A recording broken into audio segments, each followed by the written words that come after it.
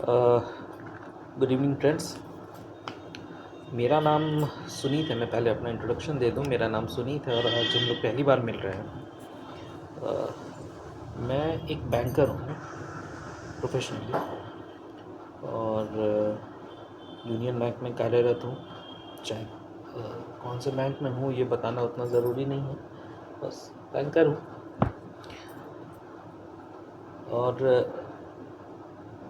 और भी कुछ मैं अपने बारे में बता दूं कि मैं एजुकेशन वाइज एक इंजीनियर हूँ। मैंने इंजीनियरिंग की है और मुझे पढ़ना अच्छा लगता है। ख़ासकर मेरा फेवरेट सब्जेक्ट जो है वो है फ़िज़िक्स। और मैं ऑल टुगेदर भी जो मैंने इंजीनियरिंग एक्चुअली कंप्यूटर साइंस से की थी, तो मैं उसमें भी सब्जेक्ट्स कुछ जो मेरे फेवरेट सब्जेक्ट्स हैं, जो मुझे पसंद है, वो मैं पढ़ते रहता हूँ। फ़िज़िक्स खासकर मुझे बहुत ज़्यादा पसंद है। और आज मैं अब ये वीडियो रेगुलर बेसिस पे ही बनाऊंगा। और मैं जो ये वीडियोस बना रहा हूँ, मैं बस चाहता हूँ कि मैं ये आपके साथ शेयर करूँ जो मैं पढ़ रहा हूँ, जो मैं बता रहा हूँ, क्योंकि knowledge sharing is very important हमारे सोसाइटीज़ में। और नॉलेज जितना ज़्यादा शेयर होगा उतना ज़्यादा बढ़ेगा, ये हम सब जानते हैं। सो इसीलिए तो आज शुरुआत हम करेंगे इसी चीज़ से। इंट्रोडक्शन मैंने अपना दे दिया है और मेरे ख्याल से जिस समय आप लोग ये चीज़ देख रहे होंगे उस समय ये अपलोड कर चुका हूँगा। सो आज हम लोग शुरुआत करते हैं कि ऑब्वियसली क्या है साइंस।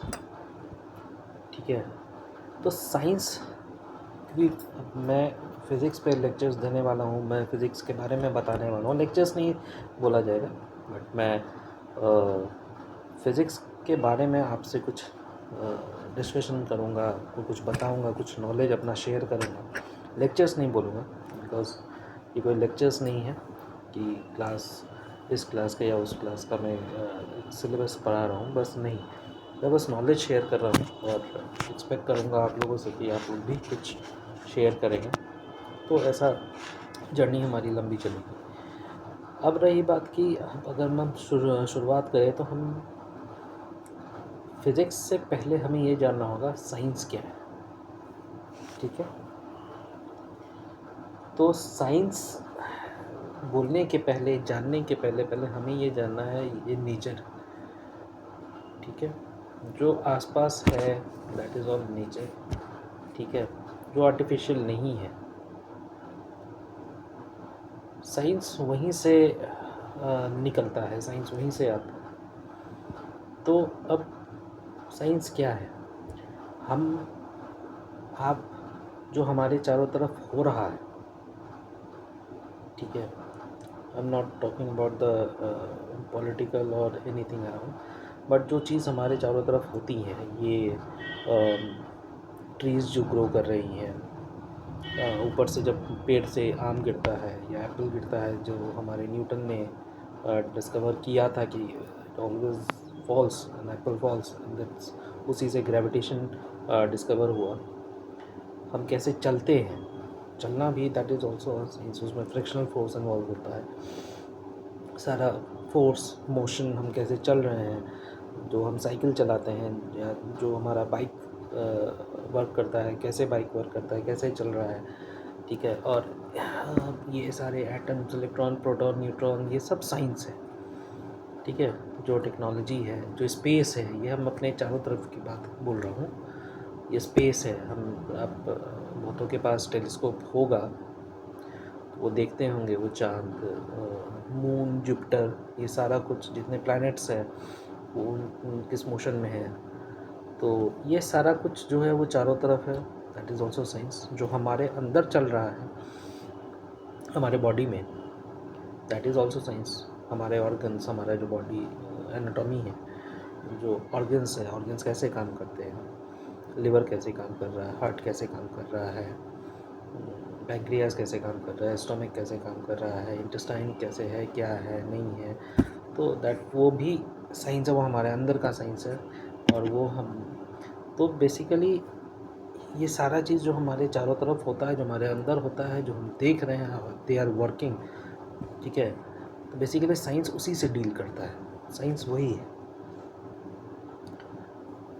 समझने के लिए साइंस को 3 भागों में बांटा गया है, फिज़िक्स, केमिस्ट्री, बायो।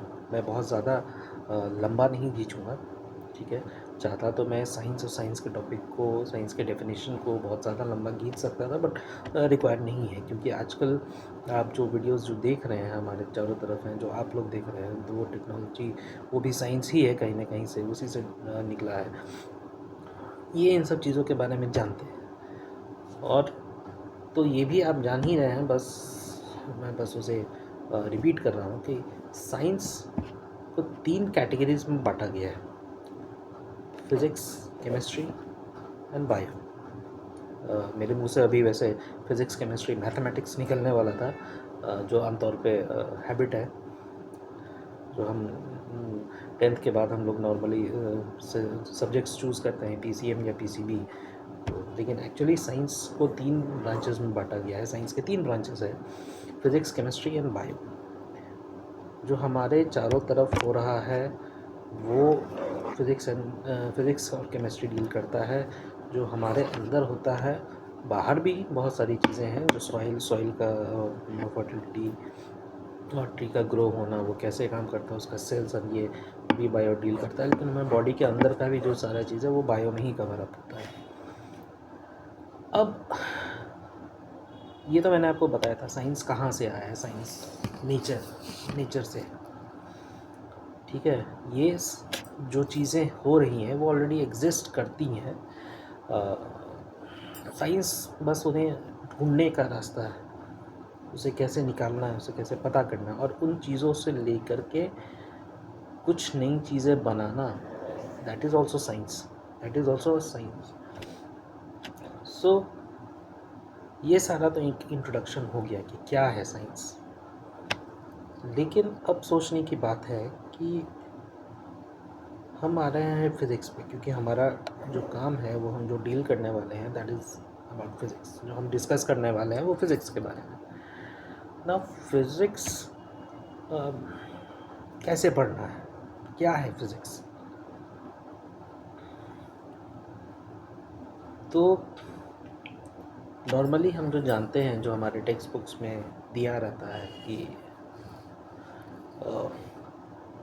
पहले हम फिगर्स पढ़ते हैं, सिग्निफिकेंट फिगर्स पढ़ते हैं, फिर लॉज ऑफ मोशन पढ़ते हैं।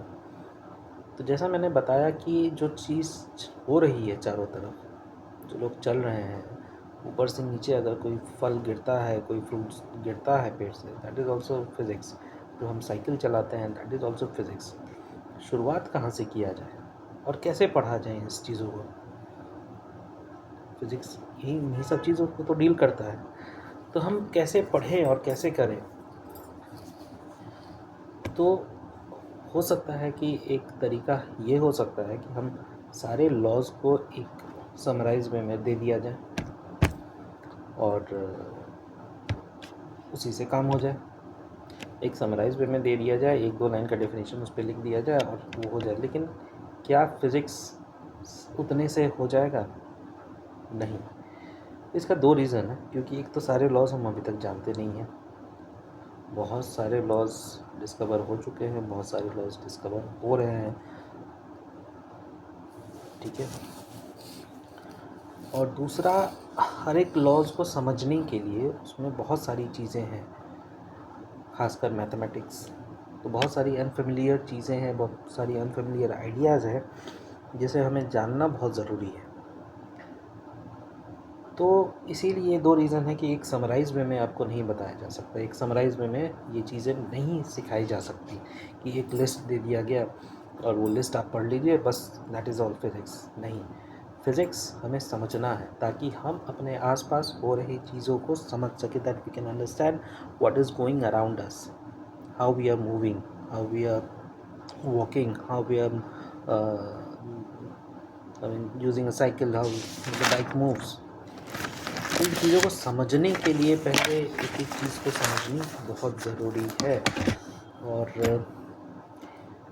इसके पहले एक कुछ चीज़ें हैं जो मैं आपसे डिस्कस करना चाहूँगा, दैट इज़ एक्सपेरिमेंट्स।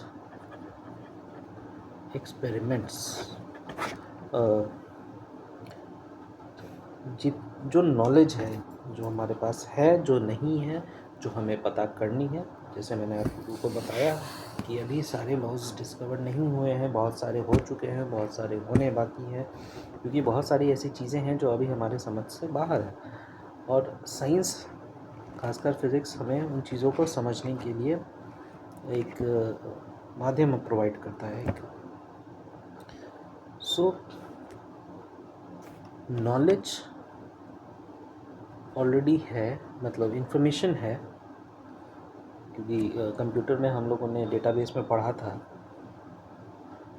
वहाँ इंफॉर्मेशन का एक अलग कॉन्सेप्ट है, नॉलेज का कॉन्सेप्ट अलग है। जो चीज़ हमारे पास है वो सब इंफॉर्मेशन है, लेकिन जो यूज़फुल है उसे वो नॉलेज बोलते हैं। उसी तरीके से मैं थोड़ा सा रिलेट करूँगा इसमें फ़िज़िक्स में, कि आपके पास इंफॉर्मेशन है। पेड़ से जैसे एप्पल गिरा तो वो पहले भी गिरता होगा, वो इन्फो दिख रहा था, एक इन्फो यानी वो विजिबल था, वो पहले भी गिर रहा होगा, पर बाद में उस पर सोच करके, उस पर एनालिसिस करके, उसको देख करके न्यूटन ने बाद में उसे एनालाइज किया और उसे एक नॉलेज में कन्वर्ट किया कि apples falls from the sky. इसका मतलब वो नीचे ही क्यों गिर रहा है, वो ऊपर क्यों नहीं जा रहा है, दैट इज़ इसका मतलब कहीं ना कहीं कोई फोर्स लग रहा है उस पर, जो कि उसे नीचे की तरफ खींच रहा है। एक्सपेरिमेंट्स हमें नॉलेज की तरफ लेके जाते हैं, और नॉलेज इज एक्सपेरिमेंट। एक बड़े फिजिसिस्ट ने कहा था, और the test of all knowledge is experiment. The experiment क्या सोल जज है सच्चाई का, क्योंकि हम सच ही तो ढूंढ रहे हैं, बट नहीं। मैं एक्चुअली एक रेफरेंस ले रहा हूँ साथ में, और उसके आधार पे सिर्फ एक्सपेरिमेंट ही संभव नहीं है कि आपको इससे सारा का सारा नॉलेज बाहर आए। एक्सपेरिमेंट्स के साथ आपको इमेजिनेशन भी बहुत ज़रूरी है। मेरे ख्याल से न्यूटन जिस समय वो सोच रहे होंगे पेड़ के नीचे, और उन्हें अचानक से एक सेब गिरा और फिर उन्होंने इस चीज़ को डिड्यूस किया। एक्चुअली उन्होंने बाद में एक्सपेरिमेंट भी किए इस पर, ताकि तब जाकर के उन्होंने एक फार्मूला भी हमें दिया, जिसके अनुसार जो दो ऑब्जेक्ट्स हैं जिन दोनों के बीच में ग्रेविटेशन है, वो एग्जिस्ट करता है, वो दोनों के प्रोडक्ट ऑफ मासेस और inversely proportional to the distance between them, square of the distance between them. So imagination भी एक्सपेरिमेंट के साथ बहुत ज़रूरी है, और इसी इमेजिनेशन के आधार पे कैटेगराइज किया जाता है जो फिजिसिस्ट होते हैं। तो एक होते हैं थियोरेटिकल फिजिसिस्ट, एक होते हैं एक्सपेरिमेंटल फिजिसिस्ट। तो आज बहुत ज़्यादा मैं लंबा नहीं खींचूँगा, मैं इन दोनों चीज़ के बारे में आपको बता दूँ, क्योंकि इन चीज़ों के बारे में भी जानना बहुत ज़रूरी है। तो थियोरेटिकल फिजिसिस्ट वो होते हैं जो इमेजिन करते हैं, डिड्यूस करते हैं, गेस करते हैं, ठीक है, लेकिन वो एक्सपेरिमेंट नहीं करते। जैसे एल्बर्ट आइंस्टाइन भी एक थियोरेटिकल फिजिसिस्ट थे, उन्होंने fundamental nature of space, time, gravity, ये सब चीज़ किया। फेमन भी एक फिजिसिस्ट थे, क्वांटम मैकेनिक्स, पार्टिकल फिजिक्स पे उन्होंने काफ़ी काम किया था, उन्होंने सोचा था। स्टीफन हॉकिंस, ये सब भी थियोरेटिकल फिजिसिस्ट थे। एक्सपेरिमेंटल फिजिसिस्ट में कौन कौन है? तो एक्सपेरिमेंटल फिजिसिस्ट वही हुए जो स्टडी करते हैं physical phenomena by designing, conducting and, यानी जो एक्सपेरिमेंट करते हैं। जैसे गैलीलियो, उन्होंने एक्सपेरिमेंट किया फ्री फॉलिंग ऑब्जेक्ट्स पे, जो हम वो एक्सपेरिमेंट के बारे में जानते हैं। अगर आप एक किसी इन्वायरमेंट में जहाँ पे एयर है, आप दो ऑब्जेक्ट्स को, एक एप्पल को, एक ली और एक फेदर को, आप ऊपर से, यानी एक पंख को ऊपर से नीचे गिराए, तो पहले कौन गिरेगा? तो पहले ऑब्वियसली एप्पल गिरेगा, क्योंकि वहाँ पे एक इन्वायरमेंट है, वहाँ पे एयर है। लेकिन उन्होंने फिर एक एक्सपेरिमेंट किया, उन्होंने वैक्यूम में इन दोनों चीज़ को गिराया एक साथ ऊपर से, एक सेम हाइट से, और फ्री फॉलिंग ऑब्जेक्ट्स वो दोनों सेम टाइम पे उन्होंने ग्राउंड को टच किया। But this was an experiment. इस एक्सपेरिमेंट से उन्हें ये पता चला कि फ्री फॉलिंग ऑब्जेक्ट्स जो होते हैं इन द वैक्यूम वो सेम टाइम पे ऑब्जेक्ट्स हमको टच करते हैं। और भी बहुत सारे उन्होंने ये किया, जैसे मून ऑर्बिटिंग जुपिटर उन्होंने टेलीस्कोप के थ्रू देखा था, that's a part of an experiment. और फिर माइकल फैराडे भी हुए, उन्होंने इलेक्ट्रोमैग्नेटिक इंडक्शन, इलेक्ट्रोलाइसिस ये सब चीज़ किया। रदरफोर्ड हो गए, मैरी क्यूरी हो गई, उन्होंने radio activity methods of isolating radio active isotopes उन्होंने डिस्कवर किया था। तो ये सारे हो गए, ये एक्सपेरिमेंटल फिजिसिस्ट थे, और एक्सपेरिमेंटल फिजिसिस्ट की कैटेगरी में थे। बहुत सारे ऐसे फिजिसिस्ट हैं जो थ्योरेटिकल भी हैं, जो एक्सपेरिमेंटल भी है, क्योंकि कोई बाउंड्री उन्हें ऐसा ये करने के लिए नहीं रोकता कि आप सिर्फ, अगर आप थ्योरेटिकल फिजिसिस्ट हैं तो आप थ्योरेटिकल ही रहिएगा, आप एक्सपेरिमेंटल है तो आप एक्सपेरिमेंटल ही रहिएगा। नहीं, ऐसा नहीं है, ठीक है। ये जस्ट समझने के लिए मैंने कैटेगराइजेशन किया है। और मेरे ख्याल से आज के लिए वीडियो इतना काफ़ी है, और नेक्स्ट डे हम आगे पढ़ेंगे। आगे देखते हैं आगे कौन सा टॉपिक। स्टार्टिंग तो वैसे भी टेक्स्ट बुक्स में तो सिग्निफिकेंट फिगर्स है और मोशंस है, तो मैं स्टार्टिंग तो करूँगा। मैं सिग्निफिकेंट फिगर्स का थोड़ा सा इंट्रोडक्शन तो ज़रूर दूंगा आप लोगों को, क्योंकि जो रिक्वायरमेंट है इसके लिए तो थोड़ा बहुत ज़रूरी तो है, तो मैं उसके बारे में ज़रूर बताऊंगा, और बताने के बाद फिर मैं आगे बढ़ूंगा। तो आज के लिए मेरे ख्याल से आज इतना काफ़ी है। इंट्रोडक्शन मेरा प्लीज़ याद रखिएगा। मेरा नाम सुनीत है, मैं एक बैंकर हूँ, और आप ही की तरह मुझे भी साइंस बहुत पसंद है, खासकर फिज़िक्स। तो चलिए कल मिलते हैं। गुड नाइट, रात काफ़ी हो गई है, रेस्ट कीजिए और कल मिलते हैं। बाय।